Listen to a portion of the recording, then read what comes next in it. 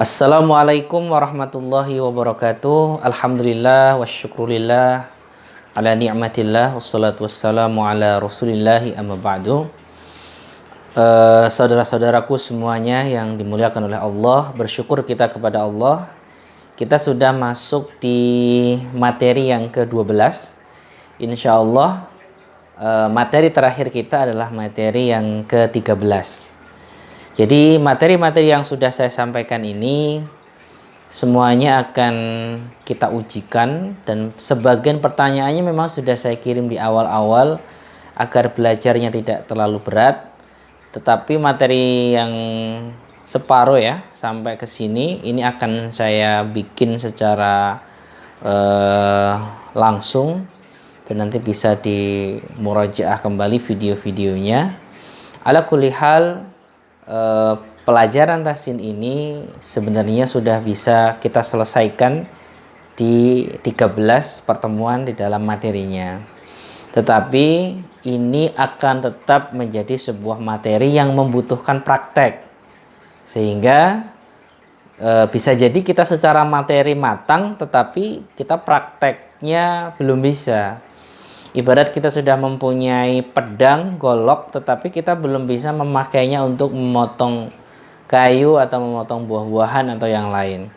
Sehingga kita perlu untuk talaki kembali, membaca kembali di hadapan para guru-guru kita, sehingga teori yang kita pelajari ini betul-betul bisa kita praktekkan di dalam bacaan Al-Quran kita.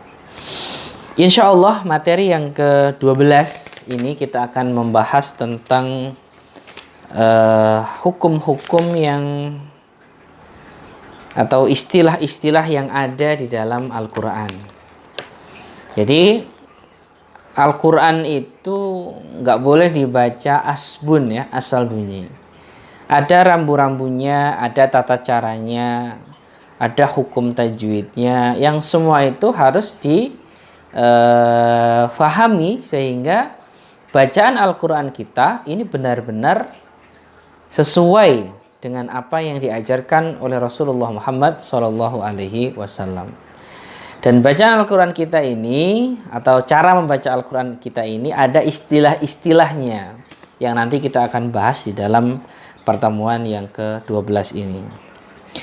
Ada beberapa istilah dalam Al-Quran. Yang pertama adalah tentang ayat sajdah. Jadi ada ayat-ayat di dalam Al-Quran yang ketika kita baca, kita disunahkan untuk melaksanakan sujud tilawah. Ya. Jadi ketika membaca ayat, kita sujud. Ini termasuk adab, termasuk tata cara kita membaca Al-Quran. Lalu ayat sajdah ini ada di 15 tempat di dalam Al-Quran. Ada di dalam surat Al-A'raf, ada di dalam surat Ar-Ra'du, An-Nahl, Al-Isra, Maryam, An-Naml, As-Sajdah, Shad, Fussilat, An-Najm, Al-Hajj, ya, ayat ke-18. Ada yang Al-Hajj ayat ke-77, Al-Furqan, Al-Insyiqaq, kemudian Al-Alaq. Artinya ada 15 tempat di mana kita disunahkan untuk bersujud dengan hukum yang disebut dengan sujud tilawah saat membaca ayat-ayat sajdah tersebut. Nah, biasanya di dalam mushaf sendiri ayat-ayat sajdah itu ada tandanya. Ada yang dikasih tanda seperti tanda masjid atau dikasih tanda apa, kemudian ada garisnya. Ini ada beberapa tanda di ayat-ayat yang ada ayat sajdahnya. Bahkan dalam sebagian mushaf ada yang dikasih tulisan di pinggir dari ayat tersebut bahwa ayat tersebut adalah ayat sajdah. Bagaimana contohnya? Bisa dilihat dalam surat Al-Alaq ayat ke-19. Ketika kita membaca kalla la tuti'hu wasjud waqtarib, maka kita disunahkan setelah membaca ayat tersebut untuk sujud, dan sujudnya ini disebut dengan sujud tilawah. Penjelasan sedikit tentang sujud tilawah. Sujud tilawah ini bisa dilakukan di dalam sholat atau di luar sholat. Ya, jadi ketika kita membaca ayat-ayat tentang atau ayat-ayat yang ada kesunahan untuk kita melaksanakan sujud tilawah, di dalam sholat saja kita masih disunahkan. Jadi ketika udah sama membaca surat Al-Alaq, kita sampai di akhir ayatnya kalla la tuti'hu wasjud waqtarib, itu kemudian kita langsung sujud. Nah, ini biasanya banyak makmum yang tidak mengerti, ya langsung dibaca subhanallah, dia pikir imamnya lupa. Ternyata tidak, memang ada kesunahan untuk melaksanakan sujud tersebut, dan sujud tersebut disebut dengan sujud tilawah yang disunahkan di dalam sholat maupun di luar sholat. Dan ada bacaannya. Yang pertama, bacaan yang disunahkan adalah subhana rabbiyal a'la. Kita bisa pakai bacaan sujud seperti sujud sholat kita, atau kita pakai redaksi Allahumma laka sajadtu wa bika amantu wa laka aslamtu sajada wajhiya lilladzi khalaqahu wa sawwarahu wa syaqqa sam'ahu wa basarahu bihaulihi wa quwwatihi tabarakallahu ahsanul khaliqin. Kita bisa pakai doa tersebut. Tapi kalau tidak hafal doa tersebut, kita bisa langsung sujud dengan doa yang biasa kita baca, subhana rabbiyal a'la. Ini kita bisa memahami ya tentang masalah sujud tilawah ini. Dan tadi tempat-tempatnya ayatnya sudah ada di dalam penjelasan saya di awal, dan ada ayat-ayat yang dan sudah ditandai biasanya di dalam mushaf, di dalam Al-Quran kita. Kemudian yang kedua, ada bacaan yang disebut dengan saktah. Ini istilah dalam ilmu tajwid juga, istilah-istilah dalam ilmu tajwid. Apa bacaan saktah itu? Bacaan saktah ini adalah berhenti sejenak tanpa bernafas. Dan saktah ini dalam mushaf Madinah biasanya ditandai dengan adanya huruf sin kecil di atasnya. Ya. Dan ini menurut Imam Hafiz, saktah ini hanya ada di dalam 4 surat. Dalam surat Al-Kahfi ayat pertama, surat Yasin ayat 52, surat Al-Qiyamah ayat 27, kemudian surat Al-Mutaffifin ayat 14. Perhatikan cara membacanya. Di dalam surat Al-Kahfi, walam yaj'al lahu 'iwaja qayyima. Nah, ketika saya berhenti di kata iwaja qayyima, itu berhenti di iwaja, itu saya tidak ngambil nafas yang baru untuk membaca kata qayyima. Inilah yang disebut dengan bacaan saktah. Jadi berhenti dia tetapi tanpa mengambil nafas yang baru. Ya. Atau dalam surat Yasin, mim marqadina hada. Nah, ketika saya membaca mim marqadina, berhenti, gak usah ambil nafas lagi, langsung hada. Maka berhenti yang tanpa mengambil nafas itu dalam ilmu tajwid disebut dengan saktah. Atau dalam surat Al-Qiyamah, wa qila man raqu. Atau dalam surat Al-Mutaffifin, kalla bal rana ala qulubihim. Nah, ini semua bacaan-bacaan ini disebut dengan bacaan saktah. Berhenti sejenak tanpa mengambil nafas yang baru. Kemudian ada hukum tajwid lagi atau istilah-istilah dalam ilmu Quran yang ketiga disebut dengan al-ishmam. Apa itu al-ishmam? Al-ishmam adalah menampakkan dhammah yang terbuang dengan isyarat bibir. Ismam ini terjadi pada satu surat, dalam surat Yusuf ayat 11. Pada kata la ta'manna, yang aslinya adalah la ta'manuna. Baik. Kalau kita baca surat Yusuf ayat 11, ini kita akan menemukan kata la ta'manna ala Yusufa. Yang kalau kita baca biasa itu adalah bacaannya la ta'manna. Ini bacaan biasa. Tetapi ternyata ada hukum tajwid khusus di situ yang disebut dengan ismam. Ismam itu adalah mengisyaratkan dhammah dengan mulut kita, tetapi kita tidak membaca dhammah tersebut. Bagaimana cara membacanya? Perhatikan kalau kita baca ismam, la ta'manna. Jadi ada monyongnya yang isyarat kita membaca dhammah. Padahal dhammahnya ini nggak ada. Saya ulangi. La ta'manna. Sekali lagi. La ta'manna. Ya, itu jadi ada monyongnya. Ini namanya ismam. Ya, karena la ta'manna ini asal katanya adalah la ta'manuna. La ta'manuna. Nunnya dihilang, nun yang berdomahnya dihilangkan menjadi la ta'manna. Gitu jadinya ya. Ini bacaan apa? Ismam. Selanjutnya yang keempat ada istilah namanya imalah.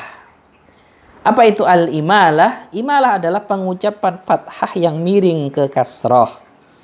Ia hanya ada dalam surat Hud ayat 41. Ketika kata ro dibaca re, ya, sehingga majrohanya dibaca dengan majriha. Ini imalah itu membaca harokat fathah yang miring ke kasroh. Ya, gampangnya imalah itu membaca dengan suara e. Itu imalah. Bagaimana contohnya? Hanya ada dalam satu Quran, hanya dalam satu contoh dalam Quran, yaitu surat Hud ayat 41. Bismillahirrahmanirrahim. Harusnya majroha, tapi gara-gara diimalahkan ro-nya menjadi re. Bismillahirrahmanirrahim. Ya. Ini bacaan imalah. Selanjutnya adalah bacaan tashil. Bacaan tashil ini artinya adalah membaca huruf hamzah dengan suara ringan atau samar. Ya.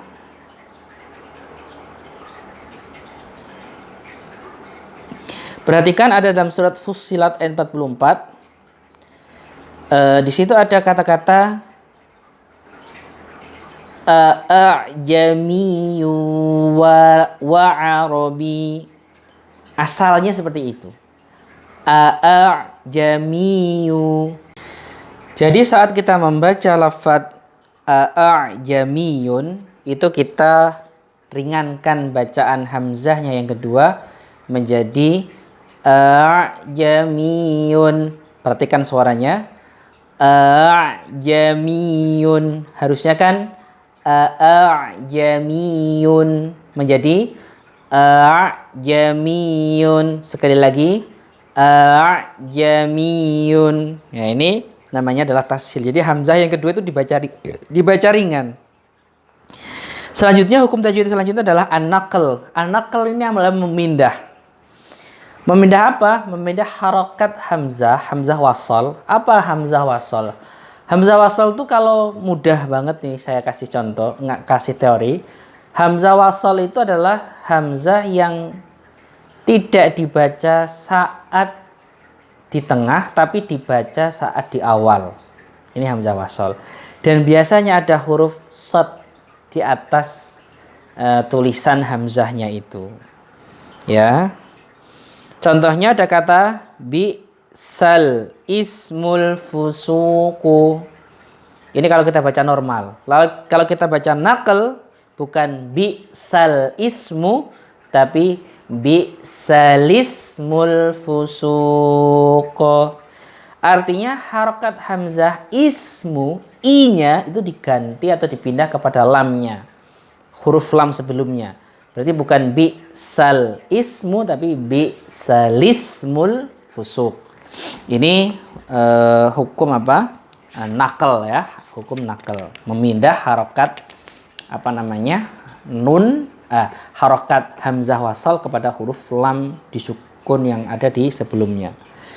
Selanjutnya ada hukum tajwid namanya hukum istilah dalam ilmu Quran namanya nunul wiqayah. Nun wiqayah. Ini sebenarnya bagian dari pembahasan ilmu dalam ilmu bahasa Arab ya sebenarnya ya. Nun wiqayah itu adalah mengganti tanwin dengan suara nun yang dibaca kasroh. Ini namanya nun wiqayah. Jadi ada tanwin, setelahnya hamzah wasal. Maka hamzah wasalnya itu di bawahnya dikasih nun kecil yang berharokat kasroh. Biasanya kalau di Quran contohnya seperti itu. Perhatikan contohnya. Ada contoh wanada nuhun ibnahu. Asal katanya membacanya seperti itu. Wanada nuhun ibnahu.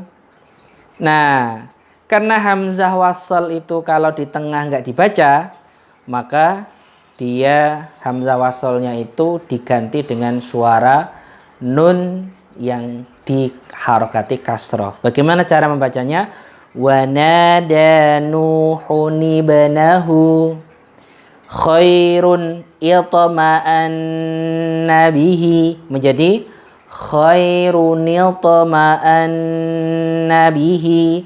Jadi enggak di khairun, enggak ditanwin seperti itu, tapi langsung khairu, ru biasa, khairu, kemudian tanwinnya itu dipindah pada hamzah, tetapi dipindahnya dengan diharokati huruf nun yang di kasroh.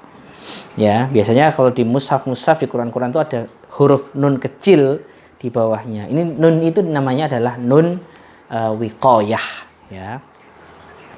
Kemudian yang ke-8, ini ada istilah as-sifru al-mustadir. Apa yang disebut dengan sifru mustadir? Sifrun, as-sifru itu artinya adalah bulatan, nol. Kayak huruf nol, huruf kosong gitu ya, bulatan. Nah, ada bulatan yang sangat bulat, ada tanda di Quran, mirip sukun tapi nggak sukun. Kalau sukun itu ada kayak mulut gitu ya, sukun itu ya, ada celah di tengahnya. Tapi kalau as-sifru al-mustadir itu benar-benar bulat. Nah, as-sifru al-mustadir ini menjadi tanda bahwa huruf tersebut tidak dibaca. Jadi kalau ada huruf atasnya ada bulatan seperti itu, maka itu tanda huruf tersebut tidak dibaca.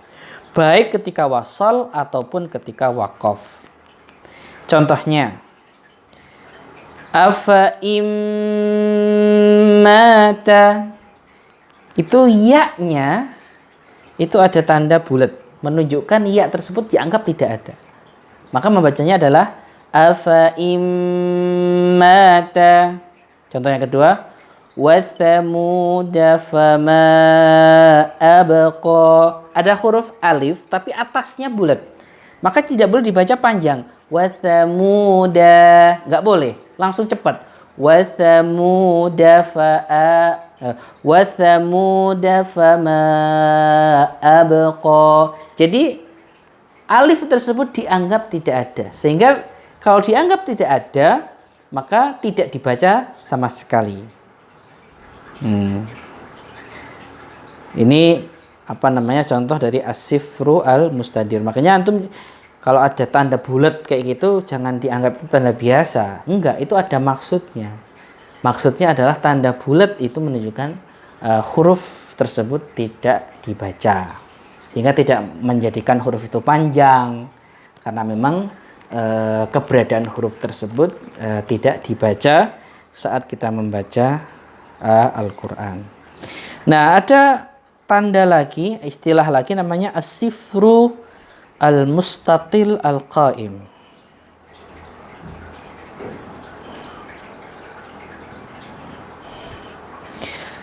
Kalau yang as-sifru al-mustadir itu bulatannya itu seperti bulatan bola, bulat banget.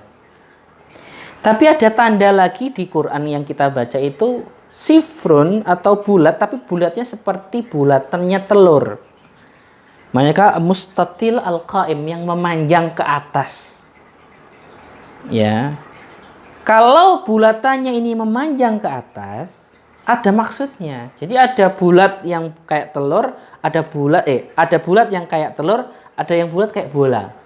Kalau yang bulat kayak bola menunjukkan huruf tersebut tidak dibaca baik dalam keadaan wasol atau sambung dibaca langsung ataupun dalam keadaan waqaf dibaca berhenti. Tapi kalau tandanya itu adalah seperti telur, jadi bulatnya memanjang ke atas, maka menunjukkan tidak dibaca ketika wasal, sambung kita baca, sambung tidak kita baca, tetapi dibaca ketika waqaf. Contoh, wa tadhunnuna billahi dzununa.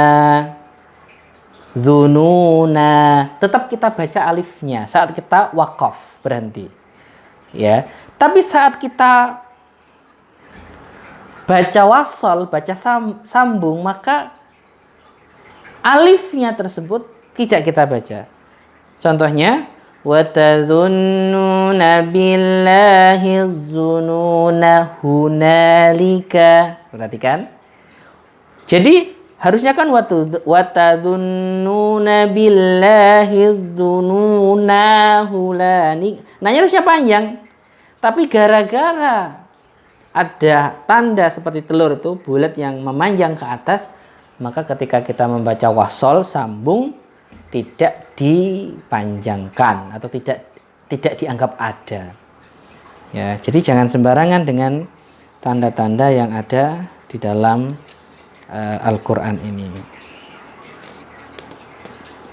Kemudian ada lagi di dalam Quran itu istilah membaca huruf shad dengan bunyi huruf sin.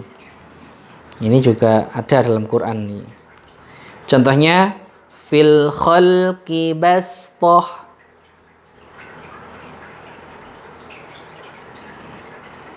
Ada humul musaitirun. Jadi ada membaca huruf shad dengan bunyi sin ketika ada huruf sin yang ditulis di atas atau di bawah huruf shad. Maka boleh membaca dengan salah satu di antara keduanya, apakah dengan huruf sin ataupun dengan huruf shad. Ketentuannya, jika huruf sin berada di atas huruf shad, maka dahulukan membaca dengan huruf sin. Sementara jika huruf sin berada di bawah huruf shad, didahulukan membaca dengan huruf shad. Jadi kalau di kata-kata fil khalqi bastah ini lebih baik dibaca pakai huruf sin karena sinnya di atas. Fil khalqi bastah. Tapi kalau huruf sinnya di bawah, humul, lebih baik dibaca shad. Humul musaitirun. Walaupun boleh juga dibaca humul musaitirun, boleh juga. Jadi tanda sin kecil itu menunjukkan huruf tersebut bisa dibaca dua macam.